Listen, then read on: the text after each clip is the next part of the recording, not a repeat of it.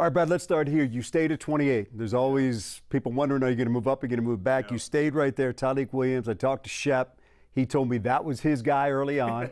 I talked to Dan. He's smiling ear to ear. There seemed to be full buy-in on this guy. Absolutely, from the very start. And, obviously I had been looking at him a lot more. We were looking at him in 2023, just thinking that he was going to come out early for the draft. So we have been looking at him for a long time. And he's been a very good, consistent player for a long time. And so just the balance that he's able to offer in both phases, just what he does in the run game, I think is very obvious and very stated and documented, but there is upside with him as a pass rusher. So I do kind of compare him to a lot of, like, when Aleem came out, he probably came out as more of a nose tackle only, but we all thought that Aleem had 3 technique in him. And so once Aleem developed and became more of a 3 technique, then that's when the pass rush kind of took off. And so we think that Tyleik has those same kind of abilities. You mentioned the word upside. I Yeah. think what's driven this organization has been drafting, then developing. And what I'm getting from people about Tyleik is there's a lot of room left for him to grow. Oh, man. Yeah, he is very powerful, but he is very nimble. He has very good balance, bend, agility.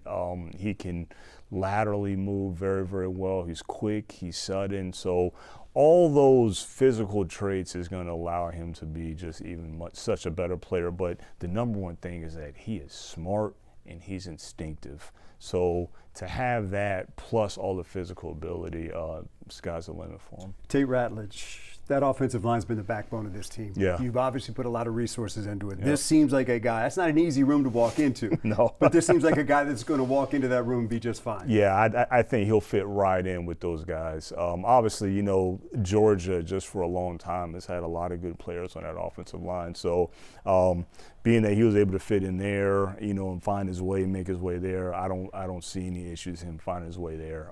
He's going to fit. He has the makeup. He has the attitude.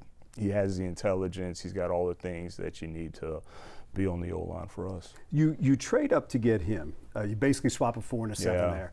The trade for Isaac, we'll talk about Isaac in a second. That's a couple of 3s, a couple of 6s coming back. Yep. Is it fair to say that those are trades you make in 2025 because of where your depth chart is, but trades you wouldn't have made in 21 or 22? Yeah, it's so much, Dan, it's so much that goes into the decision for the trade. Obviously, you have to be convicted on the player, but there's a lot of players you're convicted on that you don't feel like you have to trade up for. You feel like, you can stay patient, you can wait, it'd be a gut-wrenching if they went off before you picked. But so it's so many different things that you have to look into. You have to look into, what the market and the team needs are for the people behind you. You have to see, the people in front of you, like, will he make it through that gauntlet? So it's a lot of things that go into but what you just said, that is part of one of the reasons as well too, is, but so many picks are going to be able to make our football team now. So the ones that you feel like we feel are really you're convicted on, and you love them, just go and get them, especially if the trade makes sense. You have been a lot of talk this week because of the shirts that you wore on Saturday about film study. Yeah. Isaac Tesla. Look, maybe the numbers don't pop off the chart in terms of production, but clearly the tape did. And I'm glad you led that off with that, because that is what it is. I always say, I'm not saying that I wish scouting was easier, but I want people to give the scouting community and the art of evaluation a lot more credit, because you can't just look at stats. You can't just look at a number here and there, because that doesn't tell the story. I mean, first of all, he had more production the year before. It dipped this year, but we know all the intel, all the inside of the reason because of the drop of production. That's not available to the public. But I will say, when you watch his film, he took advantage of every single target that was thrown his way. So that was impressive. And again, like I said, I saw him for the first time at the Senior Bowl.